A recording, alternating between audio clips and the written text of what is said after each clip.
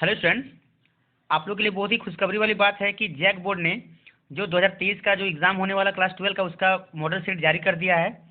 और उम्मीद है आप लोग को ये सेट बहुत ही ज़्यादा पसंद आएगा। और प्लस इसका मैं आंसर बताने जा रहा हूँ, एकदम आराम से देखिए किस प्रकार का आंसर होगा। प्लस यहाँ पर दो सेट निकाला गया है, दो सेट मतलब सेट एक ही है, एक है ऑब्जेक्टिव और एक मेरा क्या है सब्जेक्टिव। तो ऑब्जेक्टिव को पहले डिस्कस करेंगे एक वीडियो में, फिर सेकंड वीडियो में क्या करेंगे, सब्जेक्टिव को हम लोग डिस्कस करेंगे। ठीक है, तो चलिए फटाफट देखते हैं कितना समय मिलेगा। थोड़ा बेसिक इंट्रोडक्शन।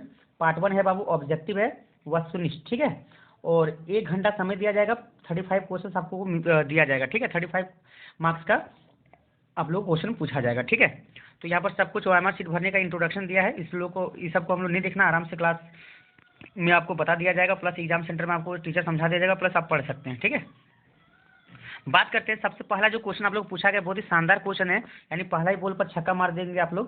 बोला कि the number of atoms in a body centred cubic unit cell of monoatomic elementary substance is equal to.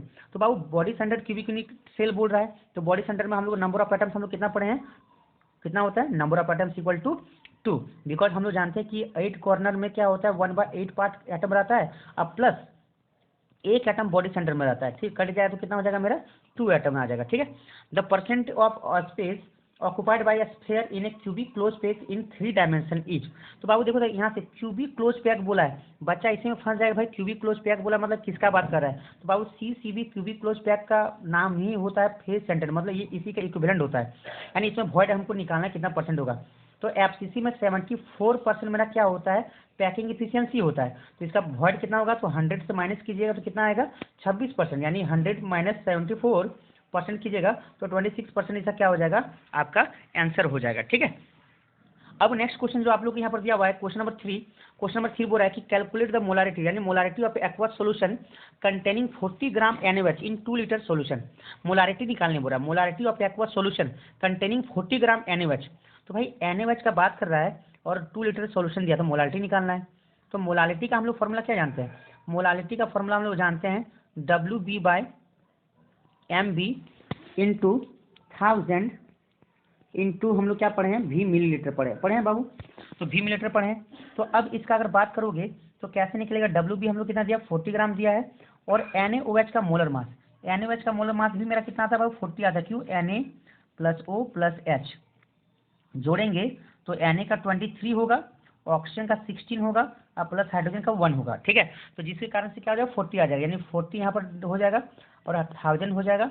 और डिवाइडेड बाय कितना वॉल्यूम दिया आप लोग का, 2 लीटर दिया है। तो 2 लीटर को मिलीलीटर में कन्वर्ट करने के लिए हम लोग क्या करते हैं, 1000 से मल्टीप्लाई करते हैं। अगर 1000 से अगर मल्टीप्लाई करेंगे तो ये 1000 कट गया, 40 कट गया, यानी 0.5 मेरा क्या हो जाएगा, आंसर आ जाएगा। ठीक है, 0.5 मेरा क्या होगा, आंसर आ जाएगा। तो 0.5 मोलल आंसर होगा इसका। तो देखिए ध्यान से कहाँ पर आंसर दिया हुआ है, 0.5 मोलल। तो आप लोग का ऑप्शन नंबर क्या होगा, थर्ड क्वेश्चन का A नंबर करेक्ट हो जाएगा। ठीक है, तो 0.5 और A का कितना था, 2 था, और B का आप लोग का सेकंड नंबर क्वेश्चन कितना था, 26% था। ठीक है, अब बढ़ते हैं नेक्स्ट क्वेश्चन की ओर। नेक्स्ट क्वेश्चन आप लोग जो बोल रहा है EMF of cell of with nickel and copper electrode will be. तो EMF निकालने का सबसे निंजा तरीका, सबसे शॉर्टकट तरीका है जो आप लोग को एकदम कभी भी टेंशन नहीं देगा। याद रखिएगा कि E का वैल्यू होता है, याद रखिएगा E0 का वैल्यू, E0 सेल का वैल्यू होता है E0 cathode minus E0 anode. ये आप लोग का एकदम होता है। ठीक है, तो कैथोड किसको बोलते हैं, जो मोर पॉजिटिव वाला होगा। तो ध्यान से देखिएगा, अगर मोर पॉजिटिव वाला अगर यदि हो रहा है तो यहाँ पर देखिए किसका किसका वैल्यू दिया, E0 सेल अगर हमको निकालने बोल रहा है तो E0 cathode minus E0 anode होता है।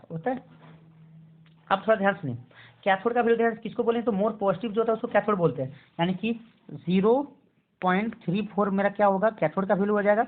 माइनस करना किससे, माइनस 0.25 वोल्ट से। ठीक है, तो इसको सॉल्व करेंगे तो क्या होगा, 0.34 प्लस 0.25। अब इसको सॉल्व करके कितना आएगा मेरा, तो इसको सॉल्व करने के बाद मेरा आ जाएगा 0.59 वोल्ट। तो आंसर क्या होगा, 0.59 वोल्ट, मतलब A नंबर ऑप्शन आप लोग का क्या होगा, करेक्ट हो जाएगा। ठीक है, बढ़ते next question. Catalyst use in Haber process. Haber process में कौन सा कैटलिस्ट का यूज करते हैं, तो बाबू हाबर प्रोसेस में हम लोग आयरन नाम के कैटलिस्ट का यूज करते हैं। N2 प्लस 3S2 क्या होता है मेरा बाबू, हाबर प्रोसेस में N2 प्लस 3S2 बनता है 2NH3। आप लोग को बार बार ये क्वेश्चन पढ़ाया गया है, पढ़ाए हैं, है ना, आयरन कैटलिस्ट का यूज करते हैं। ठीक है, नेक्स्ट क्वेश्चन है आप लोग का 6 number, which one of the following is ore of iron. इसमें आयरन का ओर किसे कहेंगे, तो हेमेटाइट ओर क्या होगा आपका, आयरन का ओर कहलाएगा, ठीक है। The role of catalyst is to, catalyst का क्या रोल होता है, तो कैटलिस्ट करता क्या बाबू, तो कैटलिस्ट क्या करता है, the role of a catalyst is change to activation energy, क्या करता है, एक्टिवेशन एनर्जी को चेंज करता है। एक्टिवेशन एनर्जी क्या करता है बाबू, चेंज करता है, क्योंकि एक्टिवेशन एनर्जी चेंज करने से रिएक्शन रेट क्या होता है बाबू, फास्ट हो जाता है। केमिकल काइनेटिक्स में आप लोगों को पढ़ाया गया है, ठीक है।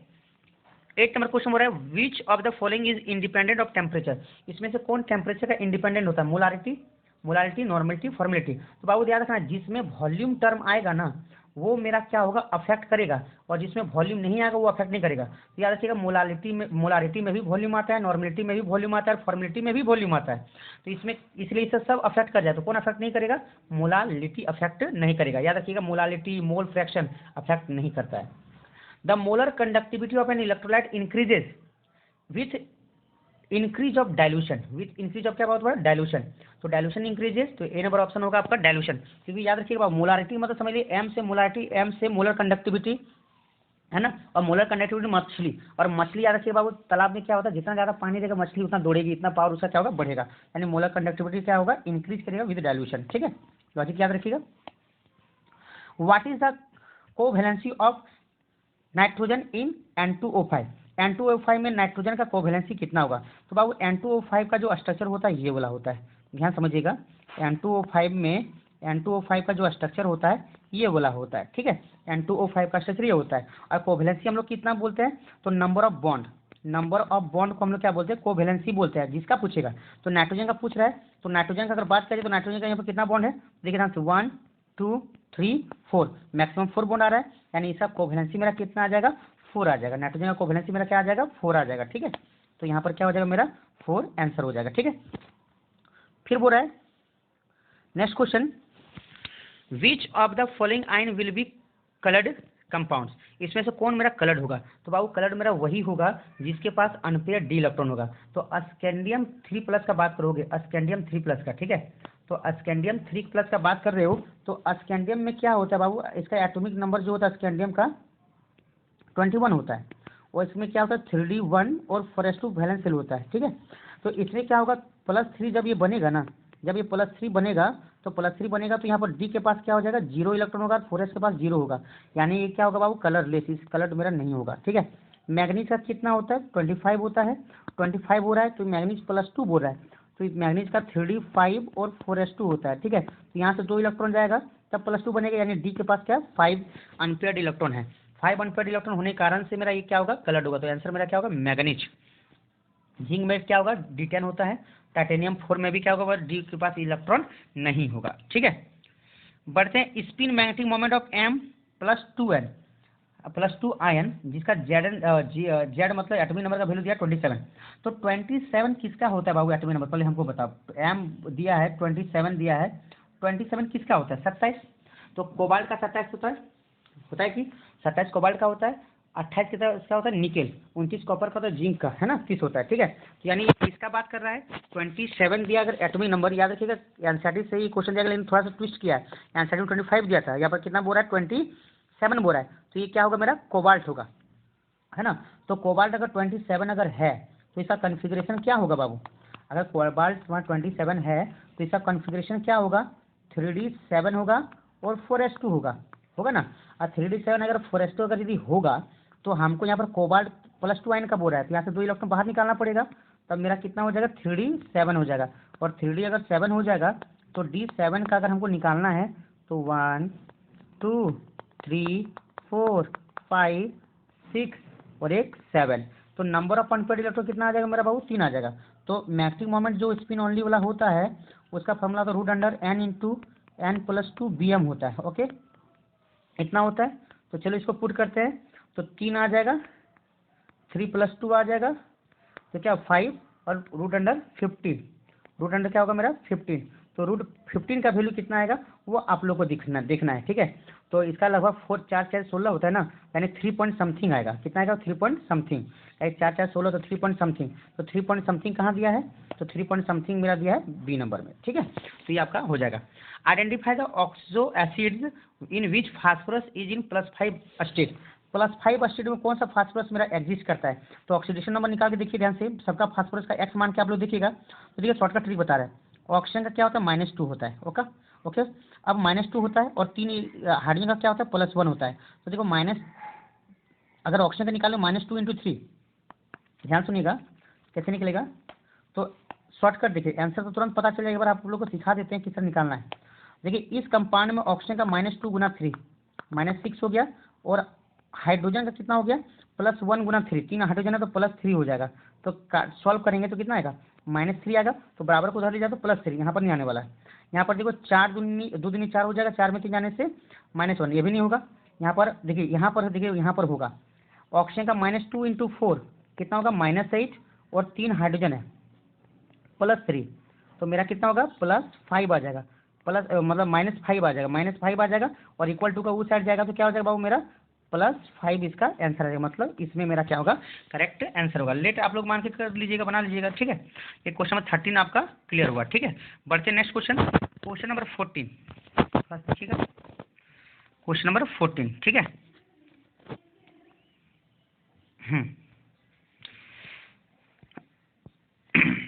बोला कि क्वेश्चन 14 बोला the process of heating ore in the process supply of air below its melting point, है ना। तो बाबू प्रोसेस ऑफ हीटिंग ओर, जब ओर को हम लोग हीट करते हैं एक्सेस सप्लाई पर, जब बहुत एक्सेस सप्लाई करते हैं बाबू एयर का, ठीक है, तो उसको हम क्या बोलते हैं रोस्टिंग बोलते हैं। क्या बोलते हैं बाबू इसको हम लोग roasting. Which of next question है which of the following ligands form chelate, इसमें से कौन मेरा क्या करेगा चिलेट बनाएगा। तो याद रखना बाबू चिलेट बनाने के लिए हम लोग क्या करता है, हम लोग को होना चाहिए बाइडेंटेड या पॉलीडेंटेड लिगेंड, और इसमें क्या होता है ऑक्जिलेट है, ऑक्जिलेट मेरा क्या होगा मेरा बनाएगा चिलेट बनाएगा, ठीक है। ये साइक्लिक कंपाउंड बनाता है, ये कोऑर्डिनेशन कंपाउंड से देखिएगा। The number of halide ions in Pt NH3 का whole 3 Cl2 BrCl will be the number of halide ions. तो बाबू देखो ध्यान से, ये क्वेश्चन जो दिया है ना बहुत ही अच्छा, वार्नर थ्योरी से और प्लस कोऑर्डिनेशन कंपाउंड जब पढ़ा रहे थे आयोनाइजेशन आइसोमर में, ये बताए हैं कि भाई कितना मेरा हैलाइड आयंस बाहर निकलेगा, तो आयोनाइजेशन कितना होगा। तो याद रखिएगा स्क्वायर ब्रैकेट के बाहर में जितना भी नंबर ऑफ हैलोजन आयंस होगा उतना ही उसका आयन बनेगा। तो बाहर में 1 Cl है, यानी 1 इसका हो जाएगा आंसर, ठीक है। नेक्स्ट क्वेश्चन बढ़ते हैं। बोला कि नेक्स्ट क्वेश्चन बोला कि 2CH3Br Na। तो बाबू ये तो कितना बार बार बोले हैं कि हैलोजन फैमिली यानी आंटी नालायक आदमी के संपर्क में आएगा, डी फॉर दीपावली, इतर मार के, तो बाबू जुआ चलेगा, जुआ मतलब एक this is called would reaction, ठीक है। नेक्स्ट क्वेश्चन पढ़ते हैं, क्वेश्चन नंबर 18 बाबू तो समझ लो कि आंटी पिएगी अल्कोहल ब्रांड, आंटी पिएगी अल्कोहल ब्रांड, और अल्कोहल ब्रांड पिएगी तो एक्सीडेंट होगा, एक्सीडेंट मतलब अल्फा बीटा से टूटेगा, ठीक है। तो हम क्या बोले थे CH3 CH2 Br है, तो यहाँ से अल्फा, यहाँ से क्या होगा बीटा, तो यहाँ से बीटा से S टूटेगा, यहाँ से Br टूटेगा, बीच में डबल बॉन्ड बनेगा, यानी CH2 डबल बॉन्ड CH2 बनेगा, यानी इथीन का फॉर्मेशन होगा। ए नंबर ऑप्शन करेक्ट है। देखिए कितना अच्छा क्वेश्चन दिया केमिस्ट्री में, यानी जिस तरह बता रहे थे बाबू देखो ध्यान से इस तरह पढ़ो एकदम जबरदस्त नंबर आएगा। ब्यूटेन 2 ऑल इच, तो बाबू ब्यूटेन 2 ऑल बोल रहा है किस तरह का डिग्री है, तो ये बाबू 2 डिग्री अल्कोहल है। क्यों देखिए ब्यूटेन 2 ऑल अगर बात करेगा तो ब्यूटेन 2 ऑल आ रहा है, मतलब सेकंड नंबर में ब्यूट आ रहा है, अगर सेकंड नंबर में आ रहा है तो इसको 2 डिग्री बोलते हैं। क्यों बोलते हैं, वो वह जिस कार्बन से जुड़ा होता है उसको अल्फा बोलते हैं, और इसके साथ एक और एक 2 कार्बन जुड़ा हुआ है, इसको क्या बोलेंगे 2 डिग्री अल्कोहल बोलेंगे, ठीक है। क्लियर बात है। अगला क्वेश्चन बाबू, C2H5OH को H2SO के साथ हीट करो तो क्या बनेगा इथीन, क्योंकि सेम प्रोसेस अल्फा बीटा वाला होगा, ठीक है। इसमें भी क्या होगा अल्फा से क्या टूटेगा, देखो यहाँ C2H5 दिया है, इसको बताने के लिए दिया है, CH3 CH2OH आप लिख लीजिए, और H2SO4 भी रहेगा तो एक्सीडेंट रूल लगाएगा, यहाँ से OH जाएगा, यहाँ से H जाएगा, और बीच में क्या होगा डबल बॉन्ड बनेगा, CH2 डबल बॉन्ड CH2, ठीक है। अब बोला कि यहाँ रिडक्शन करोगे तो क्या होगा, LiLH4 है या एल्डिहाइड है, ओए भाई तो 2 गो H है तो 1 गो H O को दे दो और 1 गो H C को दे दो, तो CH2OH बन जाएगा। ए नंबर ऑप्शन। इतना क्वेश्चन अगर पूछेगा इस तरह क्वेश्चन, आप लोग तो धुर्री उड़ा दीजिएगा, हो क्या कीजिएगा एग्जाम को। विच of the following is not a method of refining of metal, refining metal का कौन सा तरीका नहीं है, लिक्वेशन, पोलिंग, स्मेल्टिंग, इलेक्ट्रोलाइसिस। तो बाबू रिफाइन करने का मेथड किसको नहीं बोलेंगे, तो बाबू लिक्वेशन जो होता है वो रिफाइनिंग नहीं है, लिक्वेशन जो तुम्हारा क्या होता है रिफाइनिंग करने का मेथड नहीं है। बढ़ते नेक्स्ट क्वेश्चन, ध्यान से देखिएगा बाबू क्योंकि शॉर्ट जल्दी वीडियो बनाना है ताकि आप लोग का समय वेस्ट ना हो। Radio active disintegration is an example of, बाबू ये तो केमिकल काइनेटिक्स का टेस्ट में बार बार हम पूछे radio active disintegration is an example of कौन सा, तो बाबू first order reaction, first order reaction, first order reaction. Which of the following is a diametric substance, इसमें डायमेट्रिक सब्सटेंस कौन होगा? तो Zn+2 डायमेट्रिक सब्सटेंस होगा बाबू, क्योंकि इसके पास D10 इलेक्ट्रॉन पाया जाएगा। ठीक है। ट्रांजिशन एलिमेंट्स सर किसको बोलते हैं? ट्रांजिशन एलिमेंट्स बाबू डी ब्लॉक एलिमेंट्स को ट्रांजिशन एलिमेंट्स बोलते हैं। गर्दा उड़ा दीजिएगा आप लोग एग्जाम को। अगला क्वेश्चन देखिए, CH3 CH2 CN है और केशियन है। तो बाबू बताए थे ना कि CN अगर K रहेगा तो N से नहीं जुड़ेगा, किससे जुड़ेगा? C से जुड़ेगा। तो C किधर जुड़ा है बाबू? देखो B नंबर, C से जुड़ेगा। ठीक है, यानी क्या हुआ? KI बाहर निकलेगा और C की तरफ से जोड़ देना है। मतलब क्या बोल रहा है? Hydration of propene in the presence of dilute H2SO4। बाबू देखो आ गया टोटोमेरिज्म। देखो ध्यान से क्या बोल रहा है? Hydration of propene. प्रोपीन क्या हो गया? ये वाला हो गया।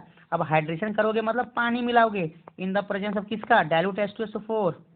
बाबू देखो डाइल्यूट H2SO4 तो क्या मिलाओगे?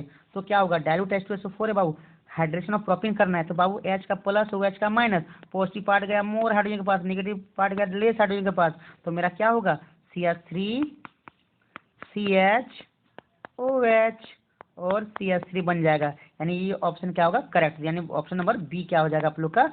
धाधड़ करेक्ट हो जाएगा। इसलिए अच्छा से देखिए, इतना अच्छा क्वेश्चन धुर्री उड़ा दीजिएगा आप लोग। ध्यान सुनिए।